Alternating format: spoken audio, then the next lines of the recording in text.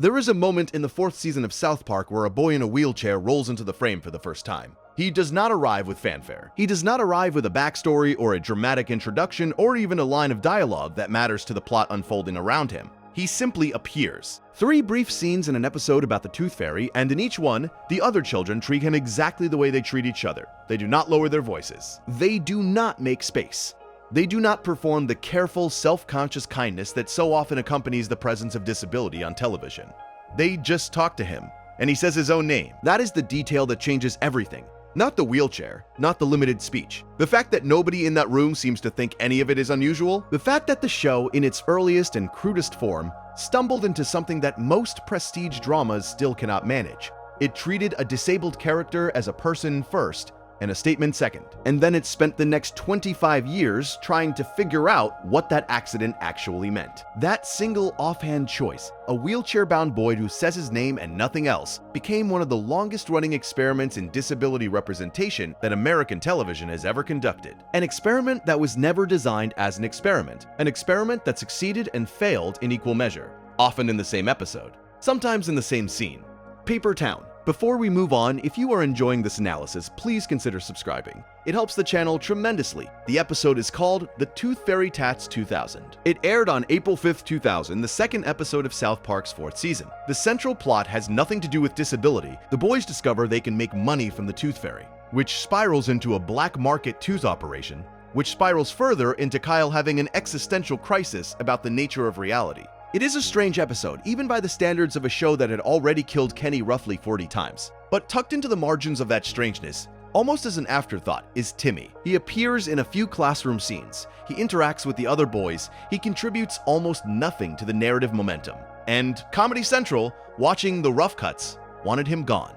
The network's concern was predictable. A character in a wheelchair who can only say his own name. A character whose disability is visible, constant, and played for laughs not because the disability itself is funny, but because the character exists in a world where everything is played for laughs. The executives saw liability. They saw angry letters and advocacy groups, and the kind of controversy that makes advertisers nervous. What they did not see, and what Trey Parker and Matt Stone apparently understood instinctively, was that removing Timmy would have been the cruelest thing the show could do, because removing him would have meant agreeing with the premise that disabled people need to be protected from comedy, that they exist in a separate category, that the appropriate response to a disabled child is not laughter, but sirens. Parker and Stone fought to keep the character. The argument they made in various interviews over the years was simple. The other kids on the show do not treat Timmy differently. They do not bully him for his disability. They do not pity him. They include him the way children sometimes do before adults teach them not to. And that inclusion, that refusal to make Timmy a special case, was the entire point. If South Park was going to be a show that attacked everything and everyone, then exempting disabled characters from that attack would itself be a form of discrimination. It would be saying, in effect, that disabled people are too fragile for the world the show had built, that they need walls the other characters do not. Timmy was only supposed to appear in that one episode. Parker and Stone had not planned a recurring role. They had not imagined a character arc or a thematic through line or any of the things that would eventually make Timmy one of the show's most quietly important figures. He was a joke, a small, contained, one-off joke about a boy whose entire language was his own name. But something happened. The audience responded, not with outrage, though there was some of that. Not with discomfort, though there was plenty of that too. The audience responded with recognition. They saw a character who existed in the same space as everyone else, subject to the same absurdity, the same cruelty, the same casual acceptance. And they wanted more of him. The thing about accidents is that sometimes they reveal what was always missing. Television had spent decades either ignoring disability entirely or treating it as a lesson. The very special episode, the inspirational arc, the character who exists to teach the able-bodied protagonist something about gratitude or perseverance or the human spirit. Timmy did none of those things. Timmy just existed and said his name and existed, and in doing so exposed how empty all those other approaches had been. 2 weeks after The Tooth Fairy Tats 2000, the show aired an episode called Timmy 2000, April 19th, 2000. And this is where the accident starts to become something deliberate. The premise is that Timmy is diagnosed with attention deficit disorder, which triggers the school into diagnosing every child with ADD, which leads to a town-wide Ritalin epidemic, which leads to the children being unable to see the Christina Aguilera monster that is apparently terrorizing South Park. It is an episode about overmedication and moral panic, and the way institutions use diagnosis as a tool of control. But layered into that satire is something more specific and more interesting. Timmy, the boy who possesses a vocabulary of exactly one word, becomes the lead singer of a rock band. The band is called Timmy and the Lords of the Underworld, and the conceit is absurd on its surface. Timmy cannot sing. He cannot form words beyond his own name and occasional fragments. He stands at the microphone and shouts Timmy over and over while the band plays around him, and the audience loves it. Not ironically, not as a novelty. The crowd at the concert responds to Timmy the way crowds respond to any charismatic frontman.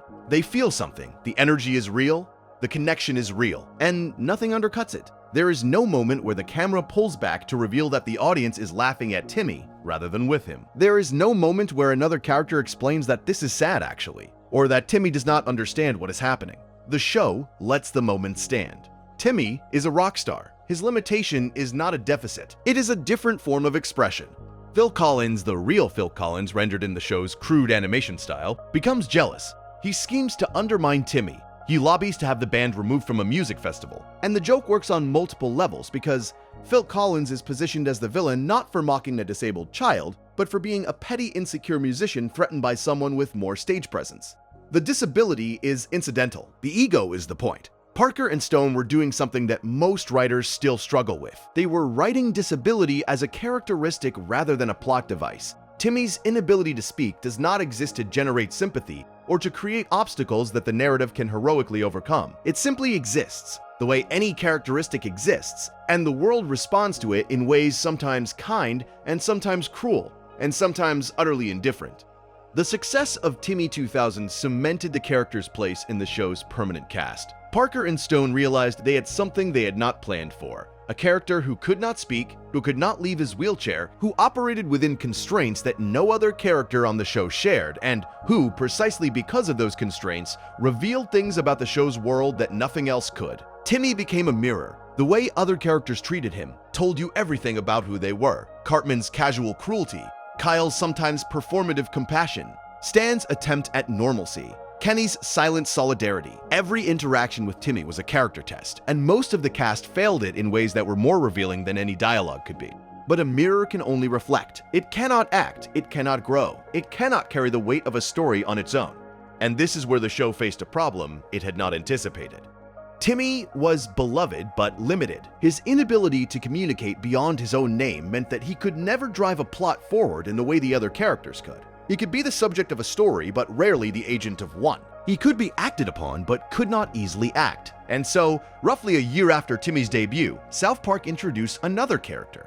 One who could speak, one who could argue and scheme and fail in more conventional ways, one who could carry the narrative weight that Timmy could not. His name was Jimmy Valmer, though he would not receive that surname for several years. And his arrival changed everything. The episode is Cripple Fight, Season 5, Episode 2, June 27th, 2001. The title alone tells you something about the show's approach. It is provocative, it is crude, it dares you to be offended, and if you can get past the dare, there is something underneath that is worth paying attention to. Jimmy moves to South Park. He uses crutches. He has a speech impediment that turns every sentence into a long, winding journey toward its punchline. He wants to be a comedian. He wants to make people laugh. And from the moment he arrives, Timmy hates him. Not quietly, not subtly. Timmy sees Jimmy as a threat, and the show does not shy away from the ugliness of that jealousy. Timmy gives Jimmy an orange parka, hoping the other kids will confuse him with Kenny and that he will meet Kenny's perpetual fate. When that does not work, the rivalry escalates. They fight, physically, in a scene that recreates, shot for shot, the alley fight from the 1988 film They Live. Two disabled children beating each other senseless while the town watches and does nothing. The surface reading of Cripple Fight is that the show is being shocking for the sake of being shocking. Two kids with disabilities fighting is transgressive. It violates the unspoken rule that disabled characters should be treated with gentleness, that their stories should be about overcoming and inspiring, not about jealousy and violence and pettiness. But the deeper reading is more painful and more true. Timmy's jealousy is not really about Jimmy. It is about scarcity. It is about the simple truth that the world and the show within it seems to have room for only one disabled character at a time. Timmy has carved out a space for himself. He has found acceptance. He has become part of the group. And now Jimmy arrives, and Jimmy can do things Timmy cannot.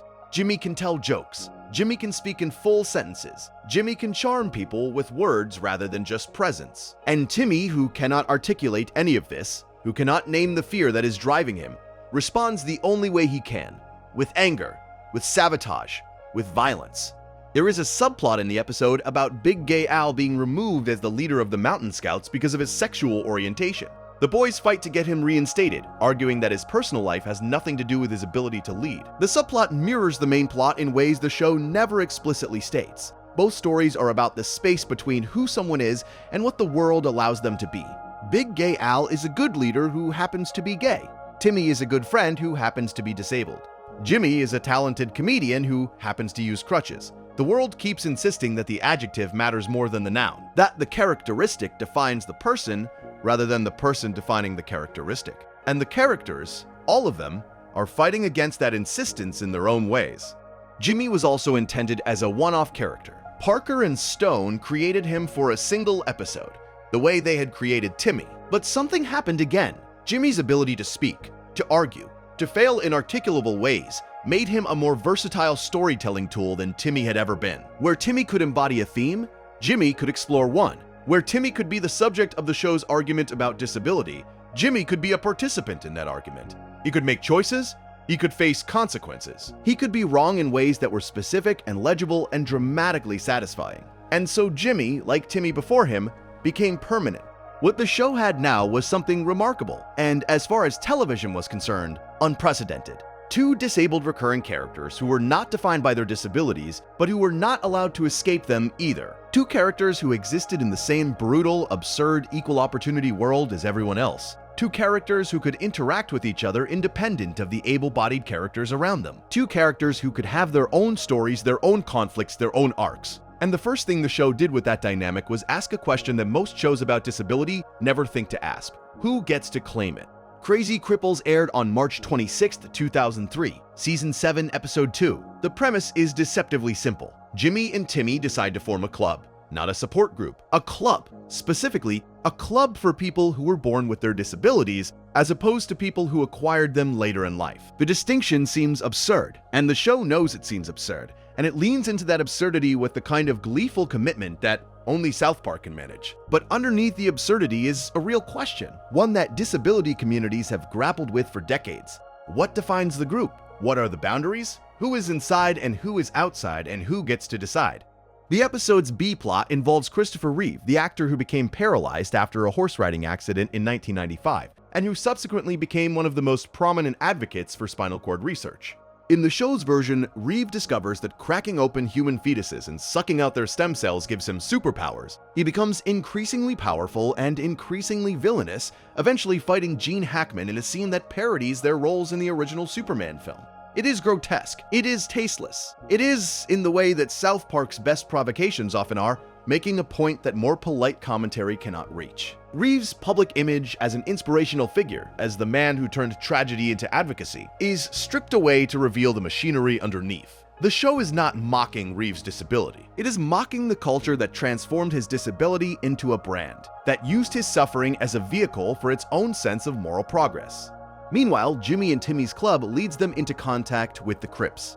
The actual Crips, the Los Angeles street gang, and the misunderstanding is so perfectly constructed that it almost feels inevitable. Jimmy and Timmy hear the name Crips and assume it refers to people who are crippled, born crippled specifically. They join the gang believing they have found a national organization of people like themselves. The Crips, for their part, are confused, and when Jimmy and Timmy encounter the Bloods, they assume the name refers to people who became disabled through bloody accidents. The taxonomy is ridiculous. The confidence with which Jimmy and Timmy apply it is even more ridiculous. But the joke works because it is built on something real. The human need to categorize, the human need to draw lines between us and them, even within communities that the larger world already treats as them.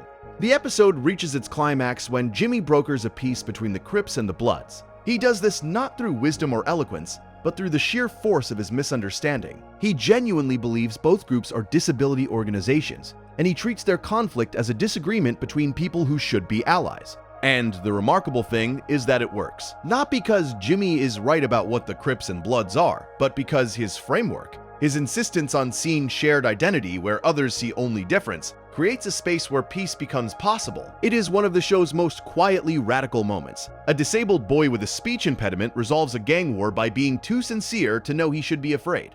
But the episode also reveals something about Jimmy and Timmy's relationship that the show would continue to explore for years. They are allies, but they are not the same. Their disabilities are different. Their relationship to the world is different. Timmy, unable to speak, unable to advocate for himself in words, needs Jimmy in ways both practical and immediate. Jimmy, articulate and socially fluent, able to navigate social situations with the fluency that Timmy will never have, needs Timmy in ways harder to define. Timmy grounds Jimmy. Timmy reminds Jimmy that disability is not just a characteristic to be managed or overcome, it is a way of being in the world that does not require justification or explanation. Timmy does not explain himself. He does not need to. He simply is. And for Jimmy, who is always performing, always charming, always working to control how other people see him, Timmy's refusal to perform is both a comfort and a challenge. The question of who gets to claim disability is not one that the episode resolves. It is not one that can be resolved, but the episode does something valuable by asking it plainly without the protective layers of sensitivity and good intentions that usually surround these conversations. Jimmy and Timmy draw a line between born disabled and accident disabled, and the episode holds that line as simultaneously ridiculous and sincere. It is ridiculous because suffering does not come with a hierarchy. Pain is pain. Limitation is limitation. The wheelchair does not care how you ended up in it. But it is sincere because the experience of being born into a body that the world was not built for is genuinely different from the experience of losing a body that the world once accommodated. The show does not choose between these truths. It holds them both and lets the tension do the work.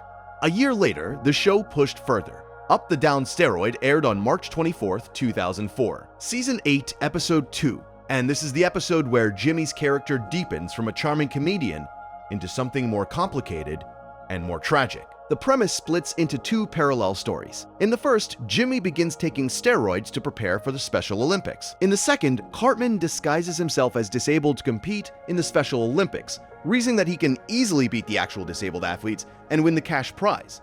Both stories are about cheating. Both stories are about disability, but they arrive at completely different places, and the gap between them is where the episode finds its meaning. Jimmy's steroid use is not played for laughs. Or rather, it is played for laughs, because everything on South Park is played for laughs, but the laughter does not protect you from the weight of what is happening. Jimmy wants to win. That desire is simple and human and universal. Every athlete wants to win. Every competitor wants to be the best. But Jimmy's desire is complicated by the context in which it exists. He is competing in the Special Olympics. He is competing against other disabled athletes. And the steroids are not just giving him an unfair advantage. They are changing him. He becomes aggressive, violent. He attacks his girlfriend Nancy. He attacks his own mother, the boy who used humor to navigate the world, who turned every obstacle into a setup and every setback into a punchline, becomes someone unrecognizable. The steroids strip away the charm and the comedy and the carefully constructed persona, and what is left underneath is rage. Rage at his own limitations. Rage at a world that will only ever see him as inspiring. Rage at the gap between who he is and who he wants to be. The steroid arc does something that very few stories about disability attempt. It takes a disabled character's ambition seriously enough to let it destroy him. Most narratives about disabled athletes are inspirational by default. The disabled person competes. The disabled person overcomes. The disabled person teaches the able-bodied audience something about the human spirit. Up the Down Steroid refuses that template. Jimmy does not overcome. Jimmy cheats. Jimmy hurts the people he loves. Jimmy compromises everything he is for the chance to stand on a podium and be called the best. And the show treats that choice with the same moral seriousness it would bring to any character making the same mistake. It does not excuse Jimmy because he is disabled. It does not frame his cheating as an understandable response to an unfair world. It holds him accountable. And in doing so, it grants him something that inspirational narratives never do: agency. Full, unqualified, morally complex agency. The resolution comes when Jimmy confesses publicly. He stands before the crowd at the Special Olympics and admits what he has done. He returns his medal, and the moment is powerful not because it is redemptive, but because it is honest. Jimmy does not ask for forgiveness. He does not frame his confession as a lesson learned. He simply tells the truth, and the truth costs him, and he pays the price. The stutter in his speech, the impediment that turns every sentence into a journey, makes the confession slower and more painful than it would be for anyone else. Each word is earned. Each word is deliberate. And the audience, both the one in the episode and the one watching at home, has to sit with that slowness and feel the weight of it.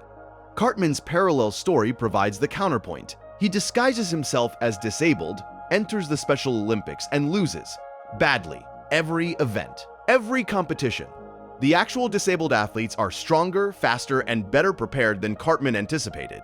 His contempt for disabled people, his assumption that they are inherently inferior, is demolished by their actual competence. The joke is cruel in the way that only the best South Park jokes are cruel. It is cruel to Cartman, not to the disabled athletes. It takes his bigotry and turns it into the mechanism of his own humiliation.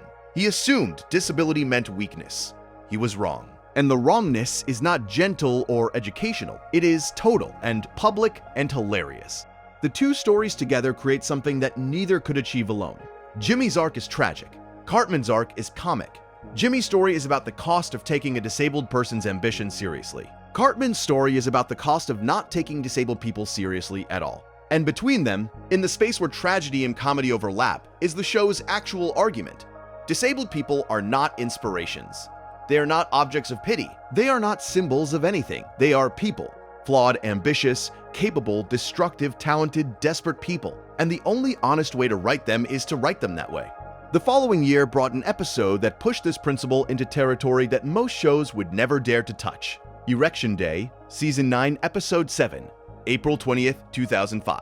The title alone is a provocation, but the episode it describes is one of the most surprisingly thoughtful in the show's entire run.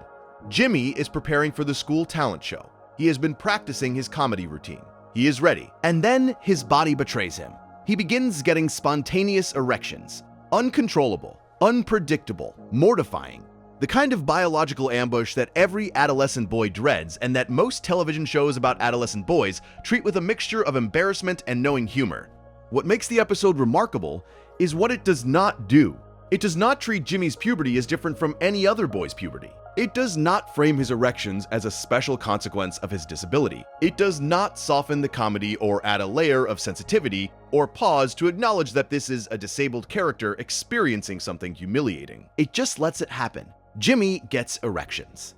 They are inconvenient. They are embarrassing. They threaten to derail the thing he cares about most. And the show treats all of this with exactly the same crude, unsparing, wickedly funny approach it brings to every other character's bodily function. Jimmy seeks help. He goes to Butters, who suggests that having sex will solve the problem. This leads Jimmy to Colfax Point, the red light district, where he encounters a prostitute and, in a sequence of events that defies easy summary, ends up saving her from her pimp by performing his comedy routine. The scene is absurd. A teenager on crutches doing stand-up comedy in a red light district to distract a violent pimp. But the absurdity is the point. Jimmy navigates the situation the only way he knows how. He uses his words. He uses his timing. He uses the skill he has spent his entire life developing, the skill that defines him more than his crutches or his stutter ever could. And it works. Not because the show is making a statement about the power of comedy or the resilience of the disabled. It works because Jimmy is resourceful and quick and brave in the specific idiosyncratic way that Jimmy has always been resourceful and quick and brave. The episode's approach to disability can be summarized in a single principle that runs through the entire show's treatment of both Jimmy and Timmy. Equality means not making exceptions. It means not softening the comedy. It means not adding trigger warnings or sensitivity caveats or moments of earnest reflection. It means letting disabled characters be as messy, as embarrassing, as sexually confused, as crudely human as everyone else. This is not the same as saying that disability does not matter. It matters. It shapes everything about how Jimmy and Timmy move through the world. But it does not exempt them from that world. It does not place them above or outside the show's fundamental commitment to treating everyone with the same cheerful brutality. There is a phrase Jimmy uses that most viewers treat as a throwaway gag, a piece of comic business that gets a reliable laugh and then is forgotten by the next scene. He walks on stage, grips the microphone, looks at the audience, says, in his halting, effortful way, "Wow, what a terrific audience." He says it almost every time. It does not matter whether the audience is actually terrific. It does not matter whether they have laughed, or sat in silence, or thrown things at him. The phrase is constant. It is ritual. It is, if you pay attention to it long enough, one of the most revealing character details in the whole series. Because think about what that phrase does. It reframes the room. It takes whatever dynamic exists between Jimmy and the people watching him, and it flattens it into something manageable. A terrific audience is an audience that is on your side. A terrific audience is not pitying you or evaluating you, or wondering whether it is okay to laugh at the disabled kid. A terrific audience is just an audience doing what audiences do. The phrase is a spell. It conjures the version of reality that Jimmy needs in order to do his work. And the reality that he says it every single time, regardless of circumstances, tells you that the spell is necessary. That without it, the room might become something else entirely. Something less safe. Something less controllable. Funnybot, which aired on May 4th, 2011 as the second episode of season 15, takes Jimmy's relationship with comedy and pushes it to its logical extreme. The premise begins with the school's Special Ed Comedy Awards, which Jimmy hosts. The event inadvertently offends the nation of Germany, which responds by creating a robot designed to be the funniest comedian in the world. The Funnybot threatens to replace all human comedians, and Jimmy must confront the possibility that comedy, the thing that defines him, the thing that gives him power and status and identity, can be replicated by a machine. It can be automated. It can be done better and faster by something that does not stutter, does not struggle, does not need crutches to walk to the microphone. The episode is overtly about the nature of comedy and what makes something funny. But for Jimmy, the stakes are different than they are for anyone else. If comedy can be automated, then Jimmy loses more than a hobby or a career. He loses his defense mechanism. He loses the tool he has spent his entire life building to manage how others perceive him.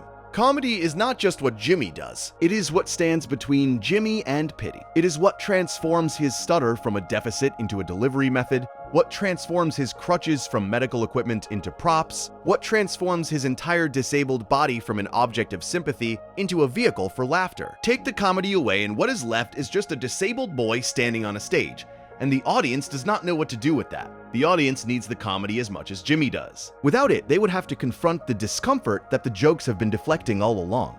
The Funnybot crisis is resolved through the kind of absurd plot mechanics that South Park excels at. But the resolution does not undo the question the episode raised. If Jimmy's comedy is a shield, what is it shielding him from? And the answer, which the show never states directly, but which accumulates across dozens of episodes and hundreds of small moments, is this. It is shielding him from the knowledge that the world was not built for him, that every door is too narrow and every staircase is too steep, and every conversation moves too fast for a boy who needs 3 attempts to finish a sentence. Comedy gives Jimmy the illusion of control. It lets him set the pace. It lets him decide when people laugh and what they laugh at. It lets him be the one doing the performing rather than the one being observed. And that distinction between performing and being observed is the difference between power and vulnerability, between agency and objecthood, between being a comedian and being a spectacle. This is the tragedy that the title of this essay points toward, though it has been building so quietly that you might not have noticed. The tragedy is not that Jimmy is disabled. The tragedy is not that Timmy cannot speak. The tragedy is that the tools they have developed to survive in an able-bodied world, the comedy and the presence and the refusal to be defined by limitation, are also the things that prevent them from ever being fully known. Jimmy hides behind his jokes. Timmy hides behind his name. And the world around them is so relieved to have a way of relating to disability that does not require discomfort that it never pushes past the performance to see what is underneath. But the show does push past it. Not always. Not consistently, but in moments that arrive unexpectedly and land with disproportionate weight. The Nathan and Mimsy episodes are among the strangest and most revealing of these moments. They began with Crippled Summer, which aired on April 28, 2010, the 7th episode of season 14. The episode takes place at Lake Titicaca, a summer camp for disabled children, and it introduces 2 characters who would become recurring figures in the show's disability mythology. Nathan, a boy with Down syndrome who speaks in complete, articulate Machiavellian sentences, and Mimsy, his sidekick, a large boy with an intellectual disability whose well-meaning incompetence consistently undermines Nathan's elaborate schemes. The dynamic is borrowed directly from the Looney Tunes cartoons of the 1940s and 1950s. Nathan is Rocky, the small, scheming boss. Mimsy is Muggsy, the large, bumbling enforcer. The plans are elaborate. The execution is catastrophic. The schemes always backfire, and the structure, the cartoon structure, the slapstick structure, tells you something important about what the show is doing. It is building a genre within its disabled cast. It is not just including disabled characters in the existing genre of South Park's comedy. It is creating a new genre specifically for them. The disabled characters get their own summer camp, their own villain, their own recurring nemesis arc, their own set of narrative conventions. They get a world within the world, and that world is as rich and as absurd and as fully realized as any other corner of South Park's universe. Nathan's hatred of Jimmy is specific and personal, and in its own way, deeply sympathetic. Nathan is intelligent. He is articulate. He understands the world with a clarity that most of the show's characters cannot match. And he is trapped in a body that the world reads as incapable, trapped in a camp he does not want to attend, trapped by a mother who ignores his wishes and speaks about him as though he were not in the room. Nathan's villainy is not random. It is the rage of someone who has been underestimated his entire life, channeled into the only form of agency available to him. He cannot change how the world sees him, but he can scheme, he can plan. He can attempt to exert control over his environment, even if every attempt ends in failure. Mimsy, for his part, is not simply a punchline. He is loyal in a way that transcends understanding. He follows Nathan's instructions with total commitment and total inaccuracy, and the gap between his devotion and his competence is where the comedy lives. But it is also where something tender lives. Mimsy does not serve Nathan because he is afraid of him or because he has been coerced. He serves Nathan because Nathan is his friend. Because in the social hierarchy of the camp, where everyone is disabled and everyone is underestimated, the bonds that form are not based on convenience or status. They are based on proximity and need and the simple, stubborn fact of showing up every day. Mimsy shows up every day, and Nathan, despite his cruelty, despite his schemes, despite his seething resentment of everyone around him, needs that. He needs someone who shows up. The Nathan and Mimsy arc extends through several episodes. In Handycar, which aired on October 8, 2014, Timmy starts a ride-sharing service using his wheelchair. The business becomes wildly successful. Nathan, seeing an opportunity for sabotage, enters a wacky racist-style competition against Timmy. The episode parodies the ride-sharing wars of the mid-2010s, with Timmy's service threatening the taxi industry and ultimately being purchased by Elon Musk for $2.3 billion. The absurdity is total. A kid who cannot walk builds a transportation empire and sells it to one of the richest people on Earth. But the absurdity carries a familiar weight. Timmy, who cannot speak, who cannot explain his business model, who cannot negotiate or pitch or perform any of the things that entrepreneurs are supposed to do, succeeds anyway. He succeeds because his service works. Because the thing he built has value that exists independently of his ability to articulate it. Timmy does not need to explain himself. He never has. In Moss Piglets, the 8th episode of Season 21, airing on November 15, 2017, Nathan and Mimsy return in an episode centered on a science fair. The project involves water bears, those microscopic organisms capable of surviving conditions that would destroy anything else on Earth. The metaphor is not subtle, but it does not need to be. Water bears endure. They persist. They survive in environments that were never meant to support them. Not through strength or intelligence, but through a kind of biological stubbornness that defies explanation. They are water bears. Nathan and Mimsy are water bears. Every disabled character on the show is a water bear, surviving in a world that was not designed for them, adapting in ways that the world cannot always see or understand. What does it mean that the show's disabled characters have their own genre, their own summer camp saga, their own villain and their own sidekick and their own internal mythology? It means that the show has done something more ambitious than simply including disabled characters in its existing framework. It has built a parallel framework, a space where disability is not the exception or the obstacle or the lesson, but the baseline, the default, the starting point from which all other stories are told. Lake Titicaca is not a place where disabled children go to be fixed or helped or pitied. It is a place where disabled children go to scheme and compete and fight and fall in love and fail spectacularly. It is, in other words, a place where disabled children go to be children. And the reality that South Park created that place, filled it with characters and conflicts and recurring gags, treated it with the same creative investment it brings to any other storyline, is itself a statement. Not a statement about disability, a statement about storytelling, about who deserves a world built for them. There is an episode that sits slightly outside the Jimmy and Timmy narrative, but that illuminates their story in ways that become clearer the longer you think about it. Les Petites Tourettes, which aired on October 3, 2007, the 8th episode of Season 11. The premise is that Cartman discovers Tourette syndrome and realizes that the condition provides a social license to say whatever he wants without consequences. He fakes Tourette symptoms, shouting offensive things in public and then claiming he cannot help it. The town accepts his behavior. Sympathy flows. Accommodations are made. And Cartman, who has spent his entire life searching for ways to avoid accountability, believes he has found the ultimate loophole.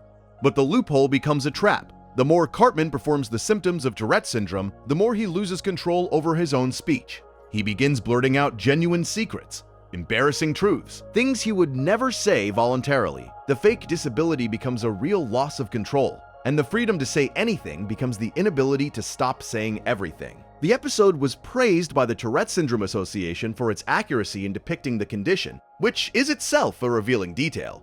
The show that everyone expects to be cruel turns out to have done its homework. The provocation is not ignorance dressed as comedy. It is knowledge dressed as comedy, which is a different thing entirely. Jimmy does not appear centrally in the episode, but the thematic resonance with his story is impossible to ignore. Cartman uses disability as a license. Jimmy uses disability as a discipline. Cartman's fake Tourette syndrome gives him freedom from consequences. Jimmy's real speech impediment forces him to earn every word, every punchline, every sentence that makes it from his brain to the microphone to the audience. There is no shortcut for Jimmy, there is no loophole. The stutter is not a tool he can deploy when convenient. It is permanent. It is structural. It shapes every interaction he has, every joke he tells, every relationship he builds. And because it is permanent, because there is no escape from it, Jimmy has had to develop a relationship with his own limitation that Cartman, who has never been limited by anything except his own selfishness, cannot begin to understand.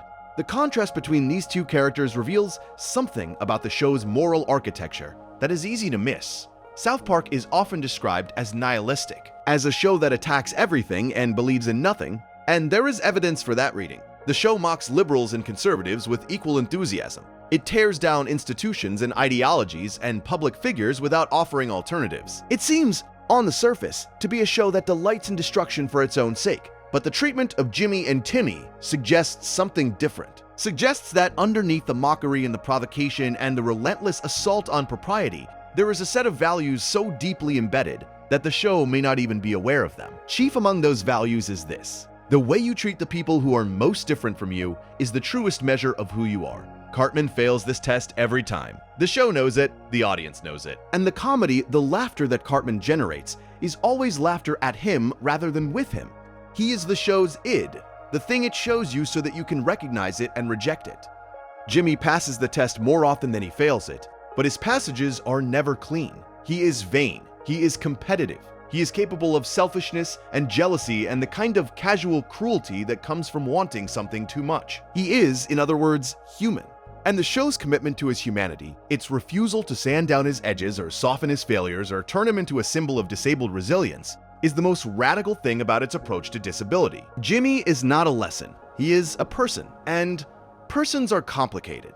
The future arrives in fragments. It always does. You do not see it assembling itself. You see the pieces afterwards and try to reconstruct the order in which they fell. Post-COVID, the Paramount Plus special that aired on November 25, 2021, gives us the future of South Park in a single, vertiginous jump. 40 years forward, the boys are men, the town is different, the world is different, and Jimmy Valmer, the boy who used comedy to survive, has become something his younger self would not recognize. He is the host of a late-night talk show, Late Night with Jimmy. He is successful, he is respected, he is, in the parlance of the special, the king of woke comedy. And his comedy is terrible. Not terrible in the way that bad comedy is terrible, where the jokes simply do not land and the audience sits in silence. Terrible in a specific, insidious, carefully constructed way. Jimmy's jokes follow a pattern. He sets up what sounds like it will be a controversial observation. The audience tenses, the pause hangs. And then the punchline arrives, and it is a bland, inoffensive compliment. A safe landing after a simulated dangerous takeoff. The audience exhales. They laugh, but they laugh with relief rather than with joy. They laugh because the threat of discomfort has been removed, not because anything genuinely funny has happened.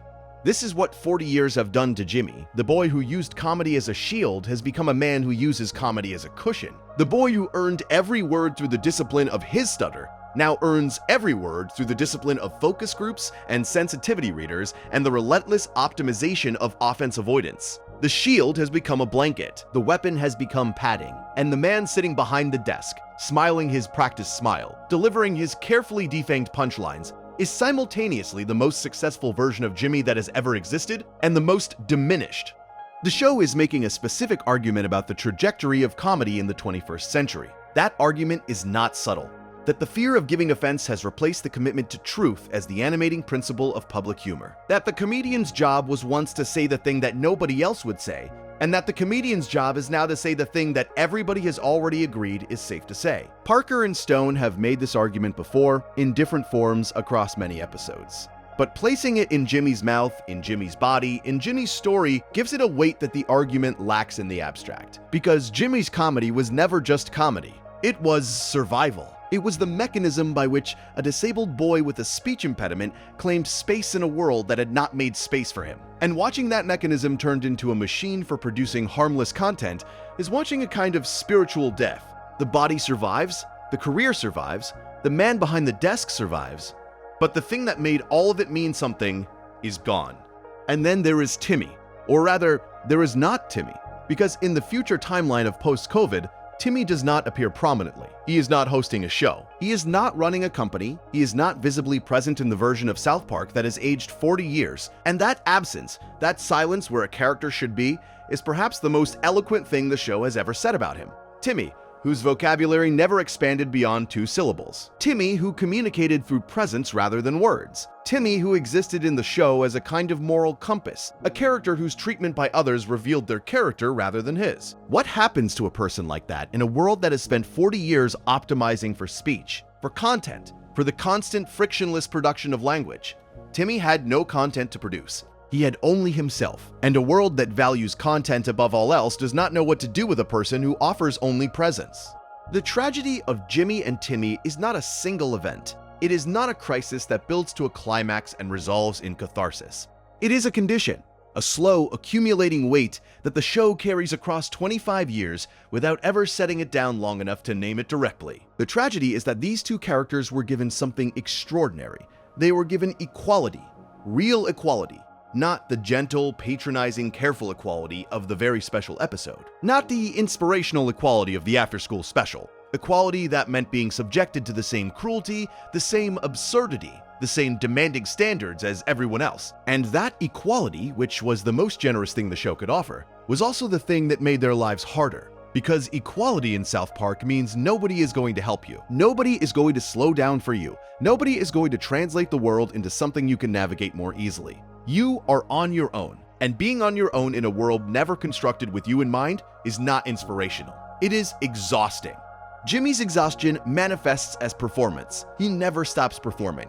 The comedy, the catchphrase, the charm, the relentless effort to control how people see him, it all takes energy. It all requires vigilance. And over 25 years, you can see the cost of that vigilance accumulating in the character, even though the show never frames it as cost. Jimmy is always on. He is always working the room. He is always, wow, what a terrific audiencing his way through situations that are not terrific at all. And the people around him, the able-bodied people who are relieved that they do not have to feel uncomfortable about his disability, accept the performance gladly. They laugh at his jokes, they admire his spirit, they call him an inspiration, and none of them notice that the performance is the cage. Timmy's exhaustion manifests as silence, but silence is different from absence. Timmy is there. He is always there. In his wheelchair, in the background, in the group shots, in the classroom scenes, he is present in the way that furniture is present. In the way that architecture is present, he is part of the landscape of South Park so thoroughly integrated that he becomes easy to overlook. And that integration, which is exactly what the show was arguing for from the beginning, is also a kind of erasure. If you treat a disabled person exactly the same as everyone else, and if the world you are treating them the same in is a world that does not accommodate their specific needs, then equality becomes indistinguishable from neglect. Timmy does not complain. He cannot complain. He does not have the words. And the show, which gave him equality by refusing to make exceptions, also took away his ability to name what that equality costs him. This is the contradiction at the heart of the show's approach to disability, and it is a contradiction that Parker and Stone may or may not be aware of. The argument that true equality means not making exceptions is powerful. It is compelling. It feels right. And in many ways, it is right. The alternative, the world of very special episodes and inspirational narratives and characters who exist only to teach the able-bodied audience something about gratitude, is worse. That world reduces disabled people to objects, to lessons, to instruments of someone else's moral growth.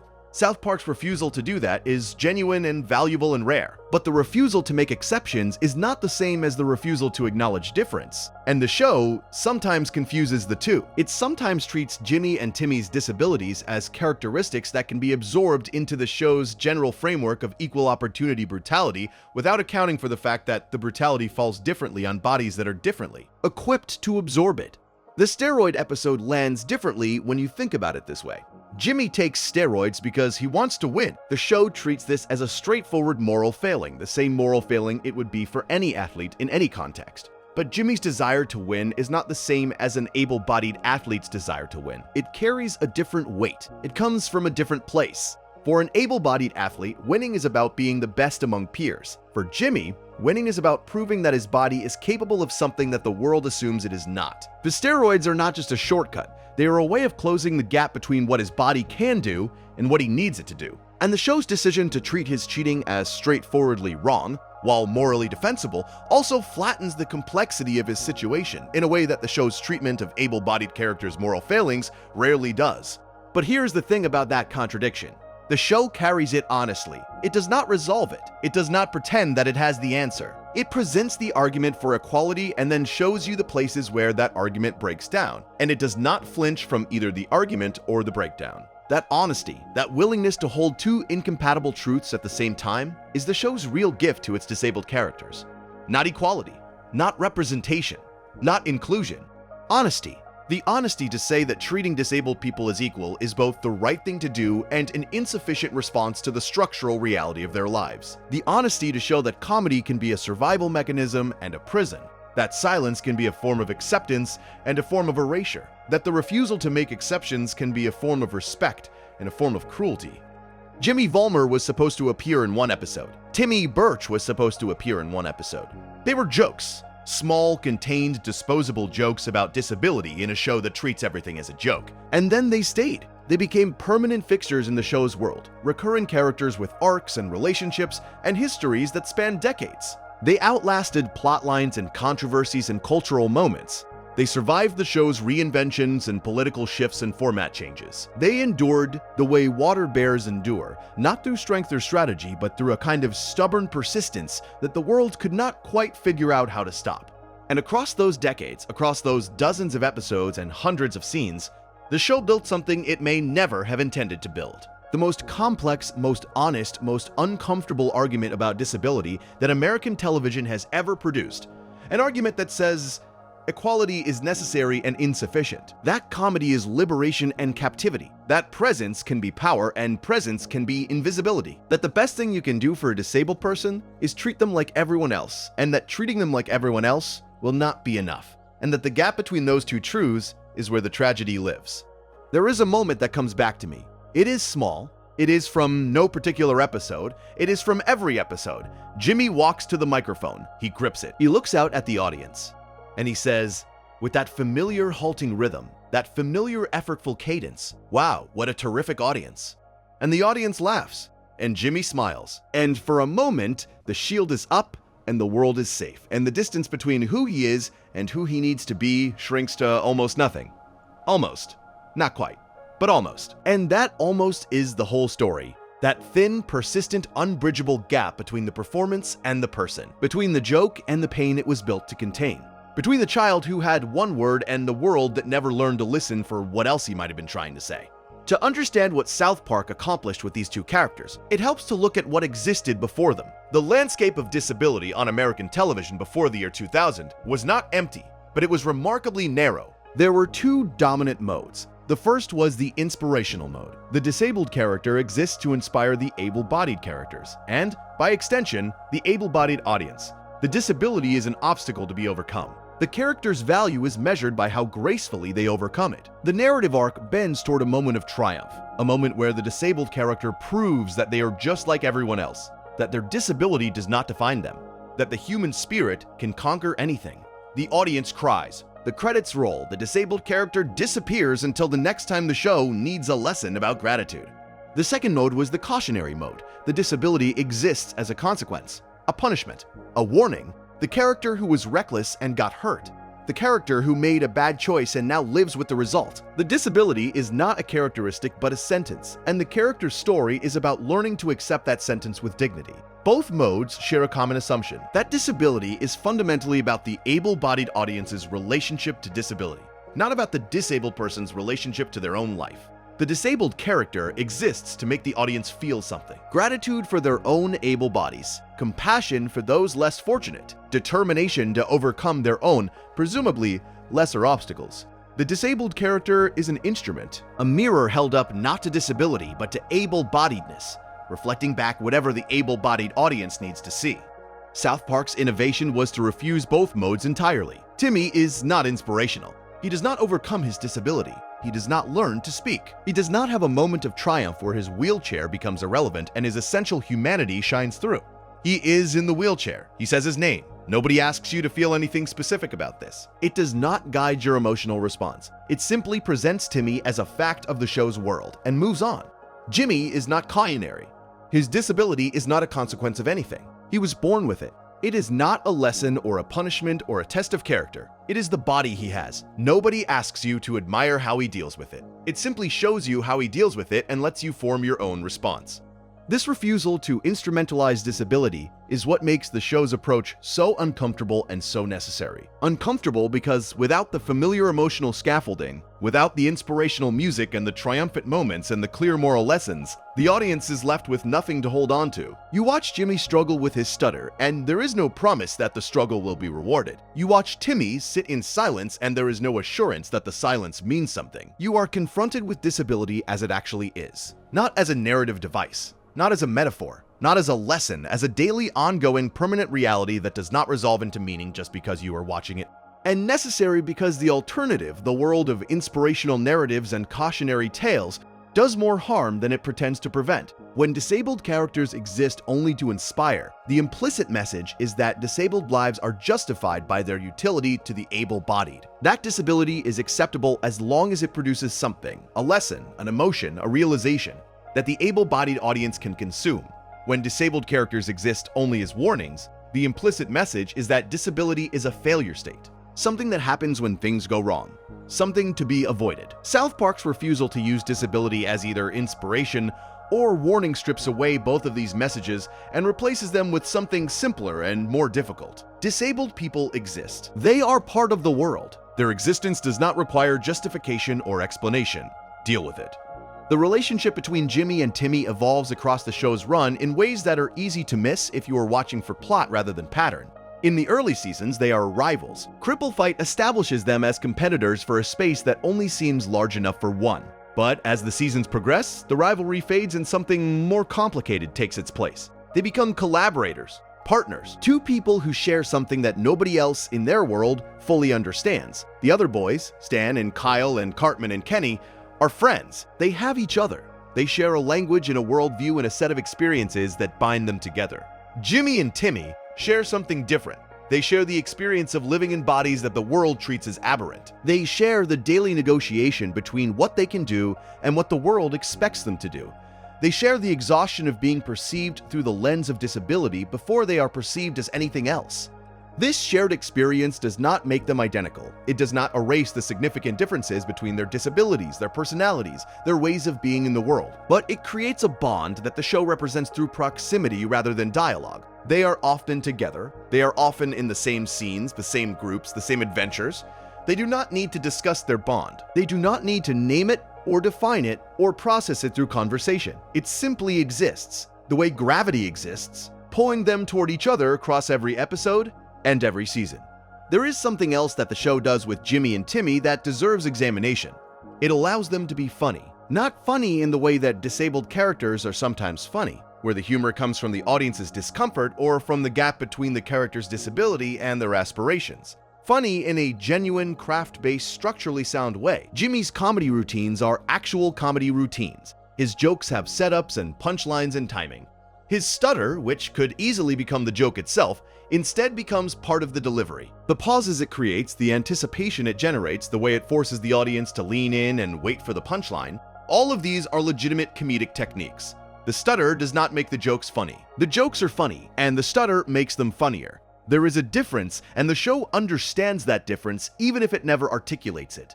Timmy's humor operates differently. It is not verbal, it is not structured. It is situational and reactive, and based entirely on the gap between what is happening around him and the single word he can contribute to it. When chaos erupts and Timmy says his name with a particular inflection, the humor comes from the incongruity, from the collision between the complexity of the situation and the simplicity of his response. It is a form of comedy that no other character on the show can produce, because no other character operates under the same constraints. Timmy's humor is inseparable from his disability in a way that Jimmy's humor ultimately is not. Remove Jimmy's stutter and he is still a comedian. Remove Timmy's limitation and there is no joke. The constraint is the art. This is true more broadly than people tend to realize. Constraint is always the art. The sonnet is 14 lines. The haiku is 17 syllables.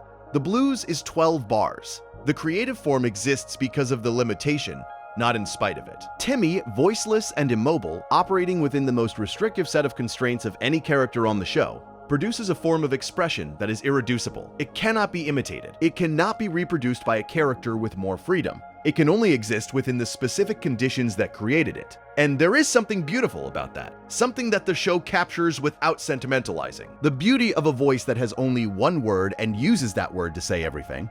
Think about the band, Timmy and the Lords of the Underworld. The absurdity is the first thing you notice, a vocalist whose only lyric is his own name fronting a rock band. The joke writes itself.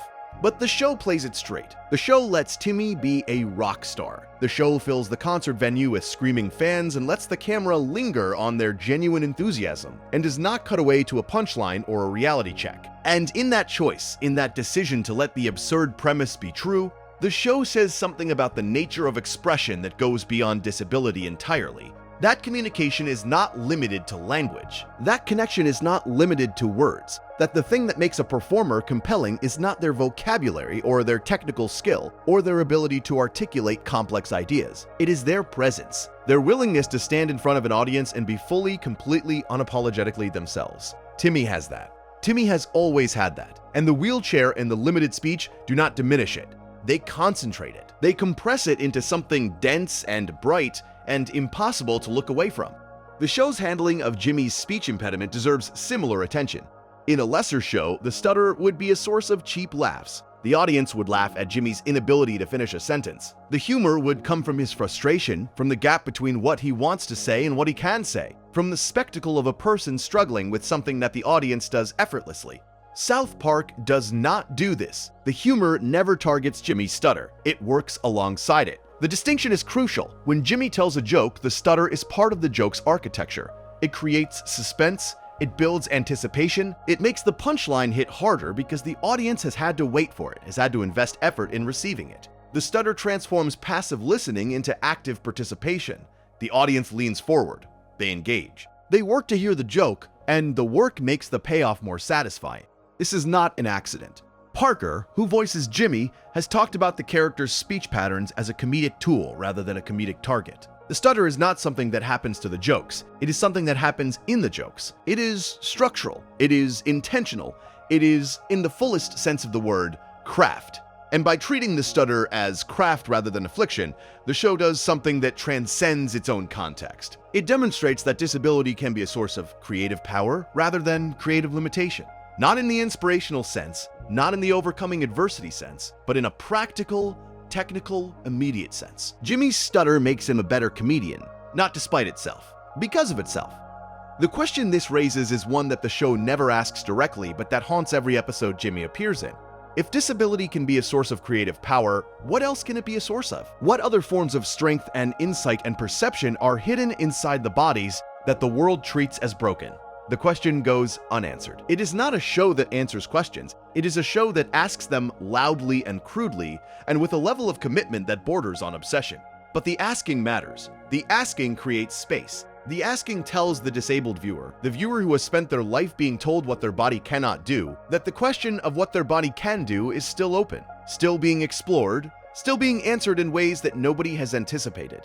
There is a scene in the Crazy Cripples episode that often gets lost in the larger madness of the Crips and Blood storyline. Jimmy and Timmy are alone. They are talking about their club, about who should be allowed in and who should not. And Jimmy, who can speak, who can articulate his thoughts, who has the verbal fluency that Timmy lacks, is doing most of the talking. But Timmy is present. Timmy is engaged. Timmy is responding with his one word, his name, in inflections that carry meaning if you are willing to listen for it. And Jimmy is willing. Jimmy does not translate for Timmy. He does not interpret Timmy's responses for the audience. He simply talks to Timmy the way you talk to someone you know well enough to understand, without words. The scene is quiet. It is small. It lasts only a few moments. And it is one of the most honest depictions of cross-disability communication that television has ever produced. Because that is what it is. Cross-disability and Timmy's disability are fundamentally different. They create different obstacles, they require different adaptations, they produce different experiences of the world. And the two of them, sitting together, navigating those differences without commentary or explanation, demonstrates something that the show's broader arguments about equality sometimes obscure. That disabled people are not a monolith, that the experience of using crutches is not the same as the experience of using a wheelchair, that the experience of having a speech impediment is not the same as the experience of having limited speech, and that the bonds between disabled people are not based on sameness. They are based on the shared understanding of what it means to be different, to move through the world in a body that requires negotiation, to carry a weight that the people around you cannot see and may never acknowledge. One of the things that separates South Park's treatment of disability from nearly everything else on television is its willingness to let disabled characters be wrong. Not wrong in the sympathetic, understandable way that television usually permits. Not wrong in the way that the audience can easily forgive because they understand the character's circumstances. Wrong in ways that are genuinely troubling. In ways with real consequences. In ways that damage other people and that the character must reckon with. Jimmy taking steroids is the clearest example. But it is not the only one. Jimmy's vanity, his need to be the center of attention, his competitiveness that sometimes crosses the line from healthy ambition into something more destructive. These are flaws that the narrative neither excuses nor explains away. They are simply part of who he is, and the show's willingness to depict them, to let a disabled character be vain and competitive and occasionally cruel, is a form of respect that more careful, more sensitive portrayals never achieve. Because vanity and competitiveness and cruelty are human traits. They belong to everyone, and denying them to disabled characters, reserving them for the able-bodied cast, while keeping the disabled characters pure and sympathetic and morally uncomplicated, would be its own form of dehumanization. It would be saying that disabled people are too simple for moral complexity, that they exist in a reduced ethical space where the only emotions available to them are courage, patience, and gratitude. South Park refuses that reduction absolutely. Jimmy is allowed to be jealous of other comedians. The narrative permits him pettiness about his rivals. He cares about fame and success and recognition in ways not always admirable. He fails morally and then lives with the consequences of that failure. He is allowed, in short, to be a fully dimensional character, whose disability is one aspect of a personality that contains multitudes. And the show extends the same courtesy to Timmy. Timmy is allowed to be jealous of Jimmy. He is allowed to try to get Jimmy killed by giving him Kenny's parka. He is allowed to be territorial and possessive about the social space he has carved out for himself. He acts on emotions that he cannot name, in ways destructive and selfish, and recognizably, achingly human. The show also allows its disabled characters to exist in relationship to each other without those interactions centering on their disabilities. The two are friends, but they are not friends because they are both disabled. They are friends because they are part of the same group, the same class, the same town. Their disabilities create a specific bond, as discussed, but that bond is not the totality of their relationship. They share jokes, they share adventures, they are part of the same world, and their disabilities are not constantly foregrounded in every interaction they have. Sometimes Jimmy is just a boy telling a joke. Sometimes Timmy is just a boy sitting in a classroom. Sometimes the wheelchair and the crutches and the stutter and the limited speech are just there in the background, part of the texture of the scene without being its focus. This is representation in its truest form, not the spotlight but the background. Not the special episode, but the ordinary one. Not the moment where the show stops to address disability, but the moment where disability is simply present, unannounced and unexplained, as part of the ongoing life of the show.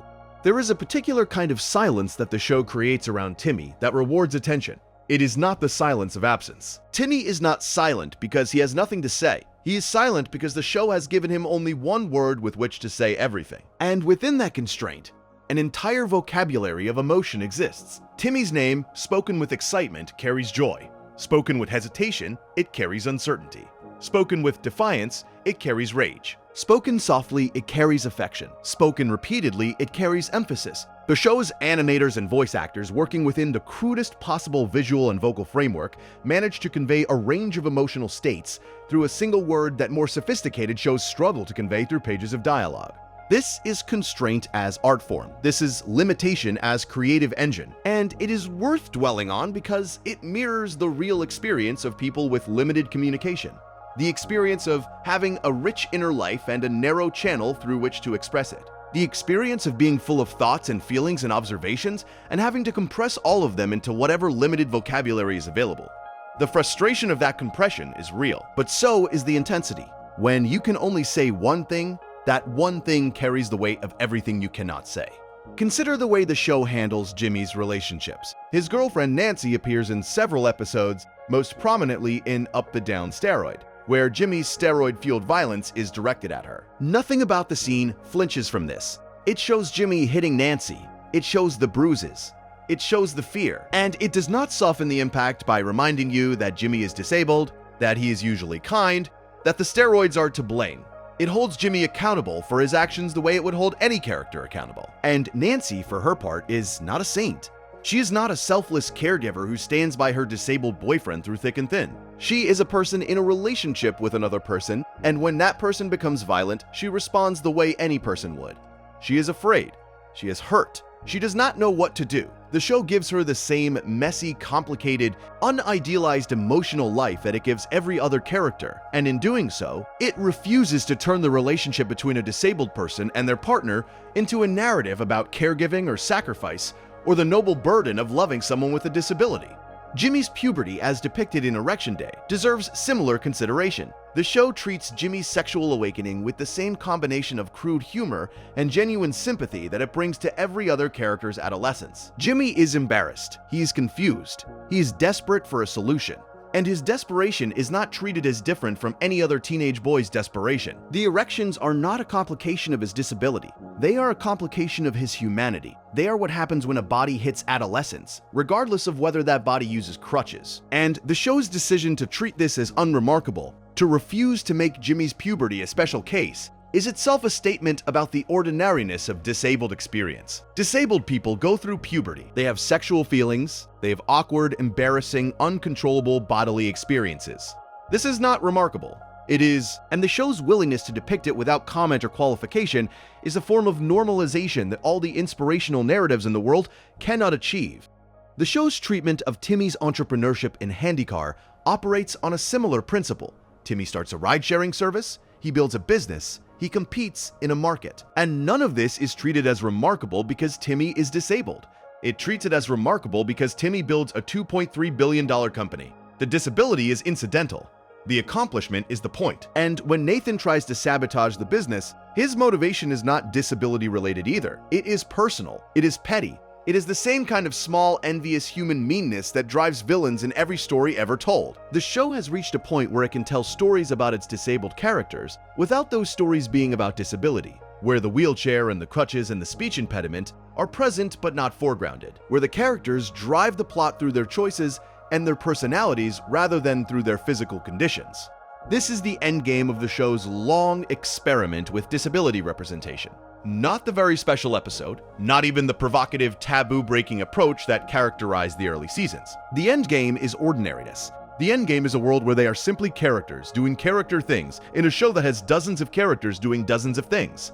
The disability does not disappear. It cannot disappear. It is part of who they are, but it recedes into the background the way all physical characteristics eventually recede when you know someone well enough.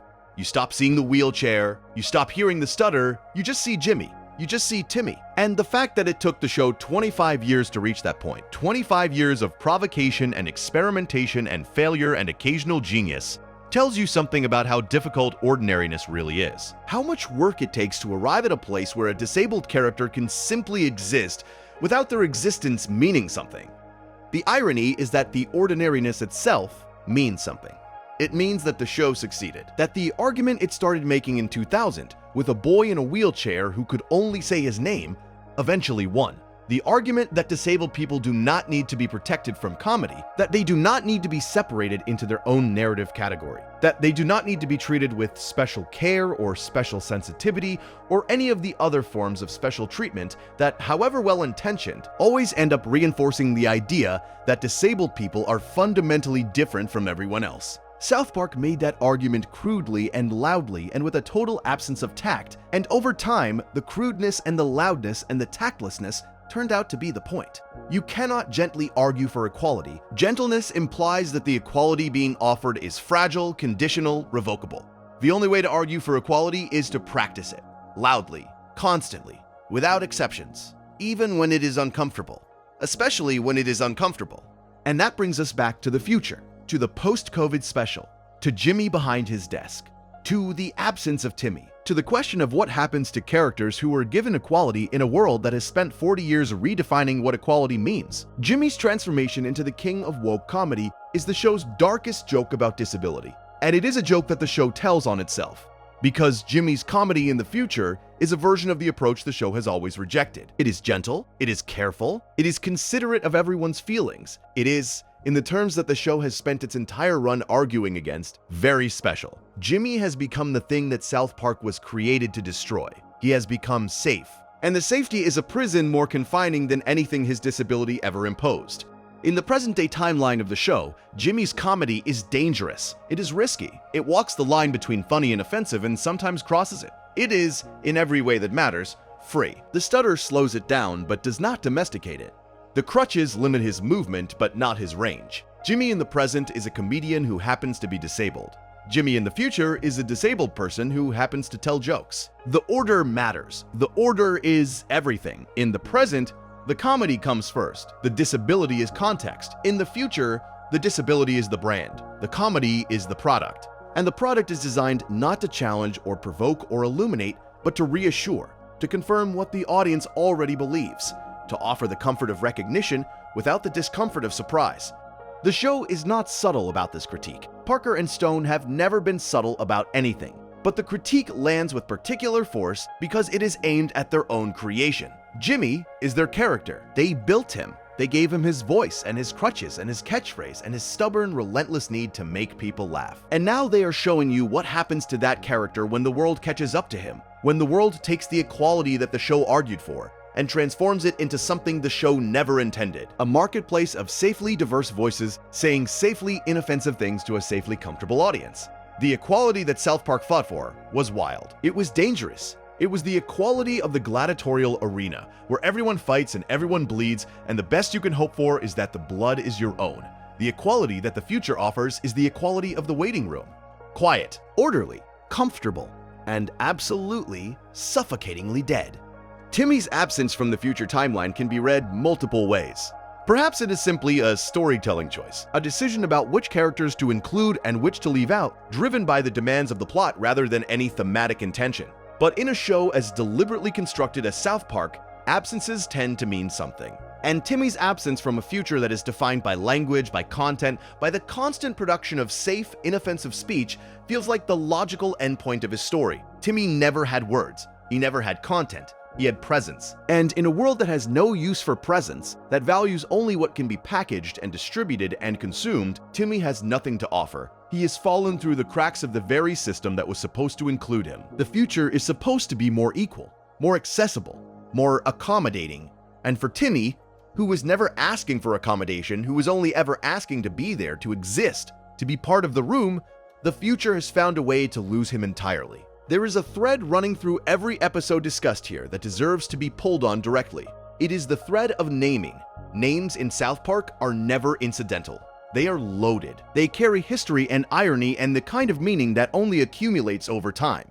Timmy's full name, revealed in a later episode called TMI, is Timmy Birch. Jimmy's surname changed during the show's run, shifting from Swanson to Valmer without explanation. The way small details sometimes shift in long-running animated series when continuity matters less than the feeling of a name in the mouth. But the first names are what matter. Timmy, Jimmy, two names that rhyme, two names that are, in the English-speaking world, diminutives.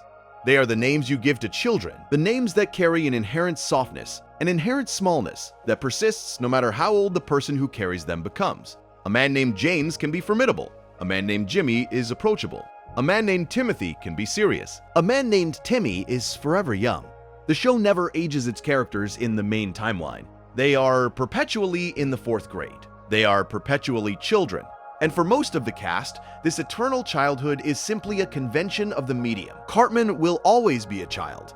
Kyle will always be a child. The show exists in a kind of narrative amber, where time passes, where seasons change, and holidays come and go, and cultural events are referenced. But the characters remain frozen at the same age. For Jimmy and Timmy, this convention carries additional weight, because the infantilization of disabled people is not a narrative convention. It is a cultural reality. Disabled people are spoken to like children. They are treated as though their disabilities arrest their development, as though the wheelchair or the crutches or the speech impediment locks them in a permanent state of youth independency. By keeping Jimmy and Timmy as children forever, the show inadvertently mirrors one of the most persistent and most damaging assumptions about disability: that disabled people never fully grow up, that they remain in the public imagination, permanently in need of care and guidance, and the kind of gentle, diminishing attention that adults reserve for the very young.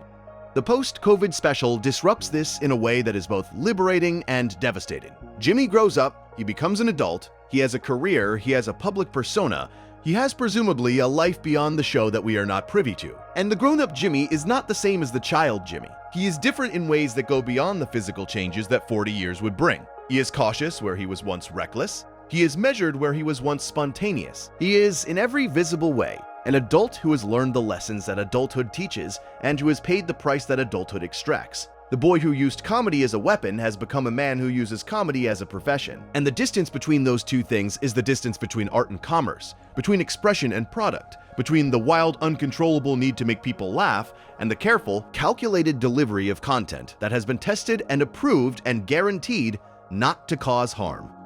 Timmy's absence from this future underscores the point by negation. We do not see an adult Timmy. We do not see what 40 years of life in an unchanged body with unchanged limitations in a world that has changed enormously around him would produce. We do not know if Timmy found love or work or community or any of the things that adult life is supposed to provide. We do not know if the equality that the show argued for in the present tense translated into a viable life in the future tense. We do not know, and the show does not tell us, and the not knowing is its own form of commentary. Because the world is full of Timmys, full of people with profound disabilities whose stories drop out of the public narrative at a certain point, whose lives continue but whose visibility does not, who exist in a permanent gap between childhood representation and adult erasure. The show's voice cast adds another layer to this analysis. Trey Parker voices both Jimmy and Timmy, among dozens of other characters. This is standard practice for animated shows, where a small number of voice actors perform multiple roles. But for Jimmy and Timmy, the fact that the same person provides both voices creates an invisible link between the characters. They are, in a very literal sense, the same voice speaking through different constraints. Parker's performance as Jimmy involves the deliberate creation of a speech impediment, the careful construction of a stutter that feels organic and specific, rather than generic or mocking. His performance as Timmy involves the reduction of an entire emotional range to a single word, the compression of joy and fear and anger and love into different inflections of a name. Both performances are acts of constraint. Both performances involve Parker limiting his own vocal abilities to create something that exists within those limitations. The voice actor who can say anything chooses to say almost nothing, and within that choice, something genuine emerges. There is a philosophy of disability studies that uses the term social model. The social model of disability argues that disability is not an inherent property of the individual, but a product of the relationship between the individual and their environment.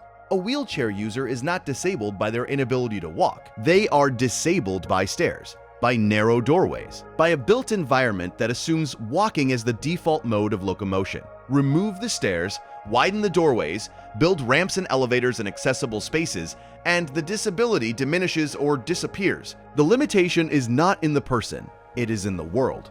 South Park does not explicitly engage with the social model. It is not that kind of show. But it enacts the social model in ways that are worth noticing. When Timmy starts his ride-sharing service in Handycar, his wheelchair is not a limitation. It is an asset. It is the vehicle, literally, through which his business operates. The world has not been redesigned to accommodate him. He has redesigned the world to accommodate his wheelchair. The disability has not been cured or overcome. It has been repurposed. It has been transformed from a constraint into a competitive advantage. And the show treats this transformation not as a miracle or an inspiration, but as a straightforward business proposition. Timmy saw an opportunity. He built something. He succeeded. The wheelchair was part of the equation, not despite itself, but because of itself. Jimmy's comedy enacts the social model in a different way. His stutter, in a world that values speed and fluency and the seamless delivery of information, is a disability. It slows him down. It interrupts his flow. It creates gaps in his speech that the listener must fill with patience. But on stage, in front of an audience, the stutter is not a disability. It is a technique. The gaps create suspense. The interruptions create rhythm. The slowness creates anticipation. Jimmy's disability, in the context of comedy, is not a limitation of his ability to communicate. It is a specific and irreplaceable feature of his communicative style. Remove the stutter and you do not get a better comedian. You get a different comedian, a less interesting one, a less distinctive one, a comedian who sounds like every other comedian rather than sounding only and unmistakably like himself. The social model does not argue that disability is imaginary or that physical limitations do not exist. It argues that the significance of those limitations is determined by context. A fish is not disabled in water. A fish is disabled on land. The disability is not in the fish. It is in the relationship between the fish and the terrain. The same body that thrives in one context founders in another. The limitation is not fixed. It is contingent. It depends on where you are standing and what the ground beneath you was designed to support. Jimmy is not disabled on stage. Jimmy is disabled in a world that values speed over rhythm, fluency over authenticity, the seamless over the effortful. Change the values and you change the disability. And South Park, in its rough and often accidental way, keeps creating contexts where the values are different. Contexts where Timmy's silence is presence rather than absence. Contexts where Jimmy's stutter is style rather than impediment. Contexts where disability is transformed, not through miracle or medicine, but through the simple act of changing what is valued. This does not mean the show is naive about the realities of living with a disability. The steroid episode is proof of that. Jimmy's desire to transcend his physical limitations is real and painful, and not resolved by reframing. There are things Jimmy's body cannot do, and no amount of social model theorizing changes that. The steroids are an attempt to close a gap that context alone cannot close, and the episode treats that attempt with the seriousness it deserves, neither dismissing Jimmy's frustration as unnecessary nor endorsing his solution as justified. The body has limits. The limits are real, and the question of how to live within those limits, how to build a life that is full and meaningful and not defined by what you cannot do, is a question that does not have a single answer. It has many answers, different answers for different people in different contexts, and the show honors that multiplicity by refusing to settle on one. Consider the architecture of Lake Titicaca, the summer camp where the Nathan and Minzy episodes take place. The camp is built for disabled children. It is designed for them. The activities, the facilities, the social structure, all of it is oriented around the specific needs and capabilities of its campers. And within that space, within a world that is built for them rather than adapted from a world that is built for someone else, the disabled characters flourish. They scheme and compete and form alliances and betray each other and fall in love and get their hearts broken. They do all the things that children do at summer camp. All the petty rivalries and desperate alliances and romantic confusions and competitive furies. And they do them in a space where their disabilities are the norm rather than the exception. Where no one stares, where no one adjusts their behavior, where the baseline assumption is not ability but something richer and stranger. Lake Titicaca is what the social model looks like in practice. It is a world where the stairs have been removed, where the doorways have been widened, where the default assumption is disability rather than ability. And in that world, the disabled characters are not disabled. They are just characters, living their lives, making their choices, being as heroic and as petty and as complicated as characters in any other story. The contrast between Lake Titicaca and the regular South Park setting is revealing. In South Park, Jimmy and Timmy are the exceptions. They are the disabled characters in a world of able-bodied characters. Their disabilities mark them, set them apart, make them visible in a way that the other characters are not visible. In Lake Titicaca, they are the norm. Their disabilities are unremarkable because everyone shares them. And the narrative energy that the regular show spends on managing the relationship between disabled and able-bodied characters is freed up to be spent on other things. On plot, on character, on the kind of interpersonal drama that does not require disability as its engine. Lake Titicaca episodes are, paradoxically, the episodes where disability matters least. Not because it is absent, but because it is everywhere. When everyone is disabled, disability stops being a category and starts being a baseline. And from that baseline, all other human dramas can unfold without the additional burden of representing something. The show will probably never resolve the questions it has raised about disability. It is not a show that resolves things. It is a show that opens doors and leaves them open, that starts arguments and walks away, that creates contradictions and lets them stand. Jimmy and Timmy will continue to exist in the show's world, subject to whatever new stories Parker and Stone choose to tell, carrying the accumulated weight of 25 years of meaning and contradiction. They will continue to be funny and tragic and offensive and tender. They will continue to be treated with the same cheerful brutality that the show brings to everyone else. They will continue to survive in a world that was not built for them, using whatever tools they have, a word, a joke, a wheelchair, a catchphrase, to carve out a space that is theirs. And the audience will continue to watch, will continue to laugh at the jokes and miss the sadness, and catch the sadness and miss the jokes, and argue about whether the show is progressive or regressive, and whether the treatment of disability is respectful or exploitative, and whether Jimmy and Timmy are good representation or bad representation. All of those arguments have merit. All of those arguments are incomplete. Because Jimmy and Timmy are not representation, they are characters. And characters, real characters, characters that live and breathe and change across decades of storytelling, resist the categories that criticism tries to impose on them. They are too specific to be symbols, too contradictory to be examples, too human despite being two-dimensional animated figures in a show that specializes in crude humor and political satire, to be reduced to a position in a debate. What does it mean to love a character that a show does not quite know what to do with? That is the question that Timmy poses to every viewer who has followed South Park long enough to see the pattern. The show loves Timmy. You can feel it in the way it draws him, in the way it positions him in group scenes, in the way it keeps bringing him back even when there is no obvious narrative reason for his presence. Trey Parker and Matt Stone love this character. The audience loves this character, but love is not the same as understanding.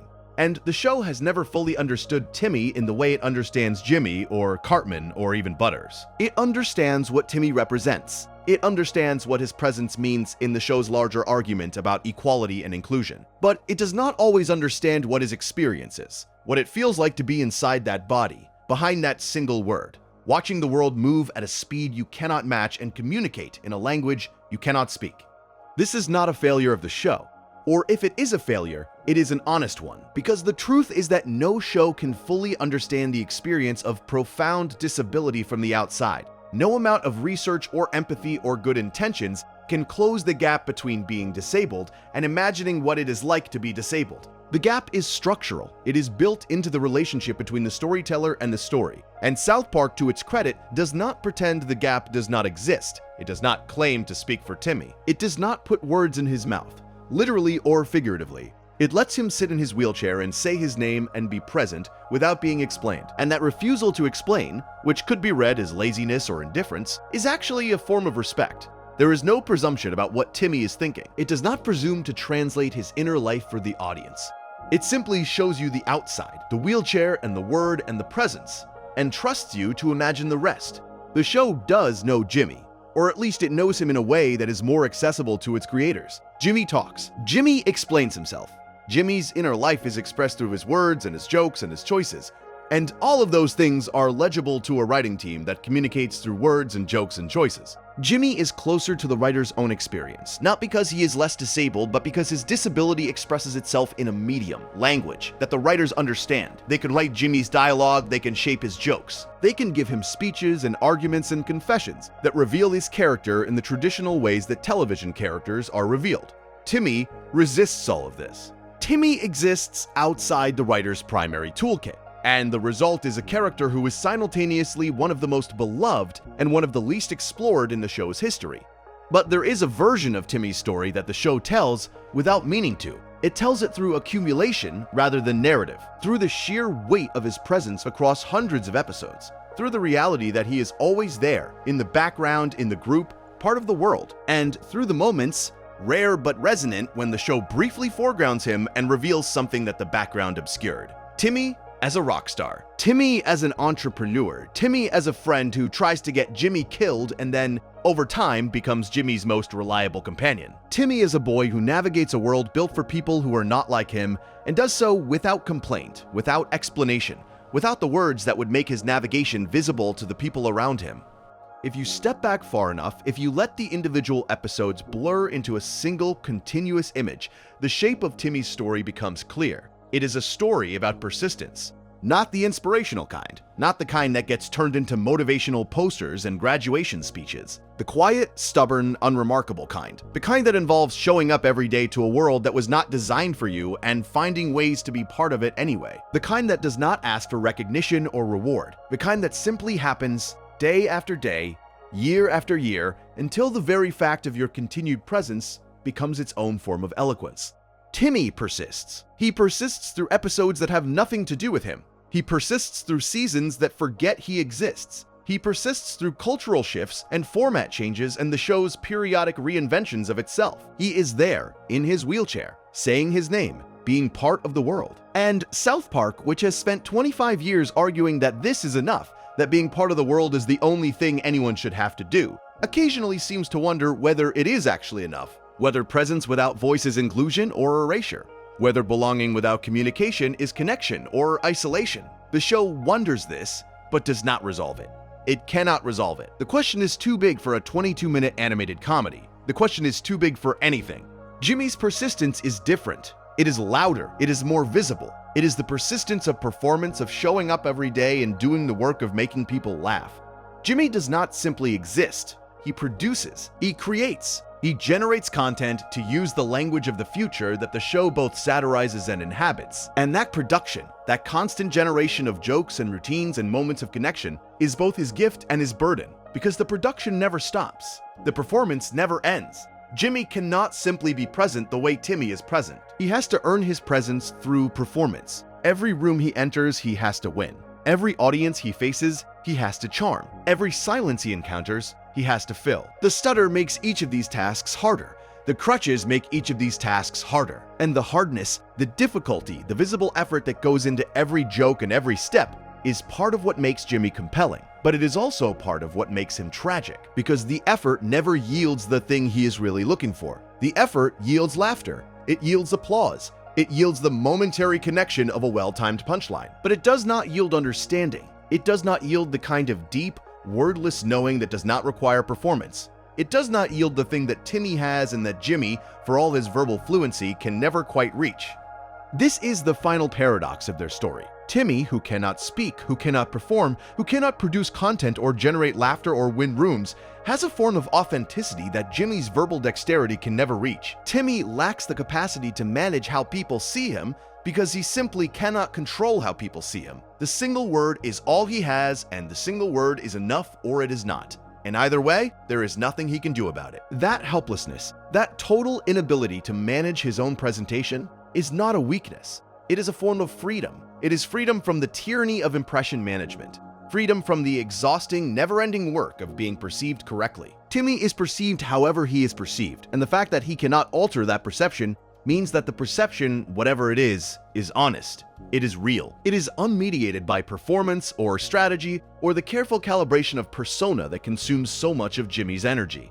Jimmy, verbal and performative, capable of producing and generate and win, is trapped by his own capacity. He has enough ability to try to control his image, but not enough to control it completely. The stutter undermines his timing at unpredictable moments. The crutches limit his movement at crucial junctures. He is always almost in control, always almost the master of his own presentation. And that persistent gap between effort and achievement is the source of his comedy and the source of his tragedy. The comedy comes from the way he bridges the gap with wit and charm and sheer determination. The tragedy comes from the fact that the gap never closes.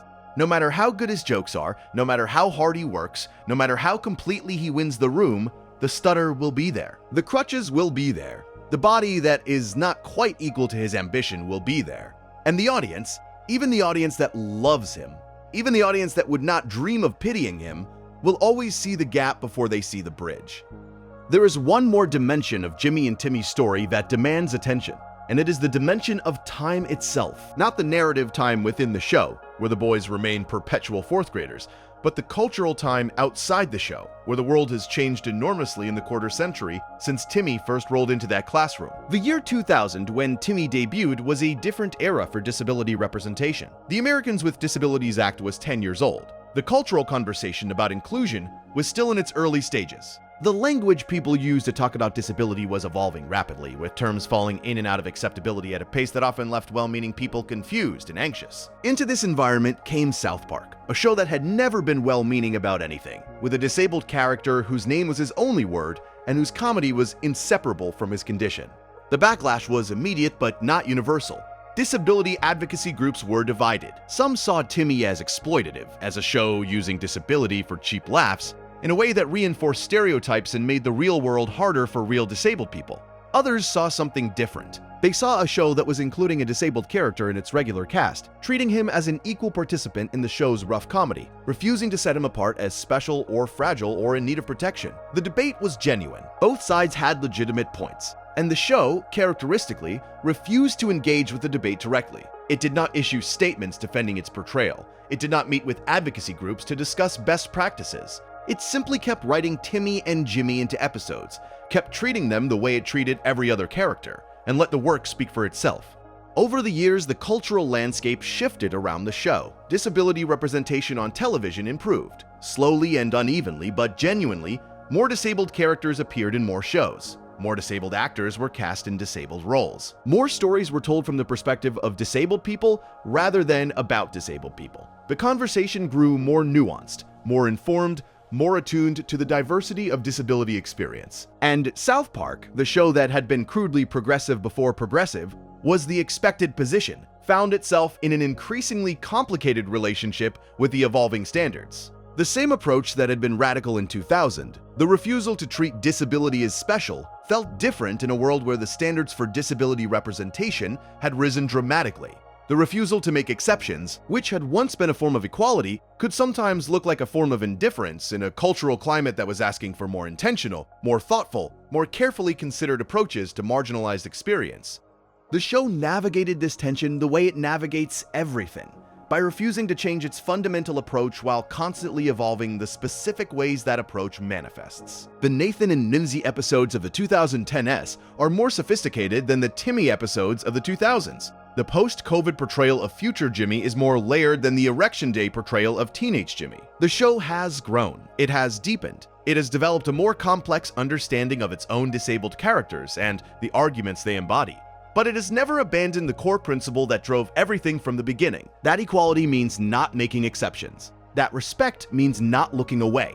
That the best thing you can do for someone who is different is to treat them the same, even when, especially when, that treatment is rough and crude and uncomfortable. Whether this principle is sufficient is a question the series neither answers nor can answer.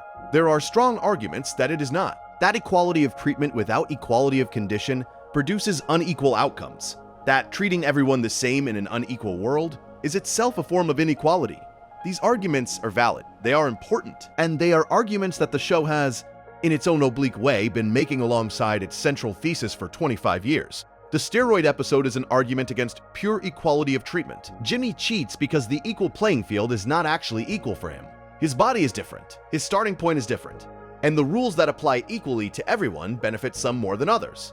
The show knows this. It dramatizes it. It refuses to resolve the contradiction between equality of treatment and equality of outcome, because the contradiction is real and resolving it would be dishonest. This is perhaps the deepest gift that South Park has given its disabled characters. Not equality, not representation, not even the refusal to look away. The deepest gift is the refusal to pretend that the questions are easier than they are, the refusal to offer simple answers to complex problems, the refusal to resolve contradictions that the real world has not resolved.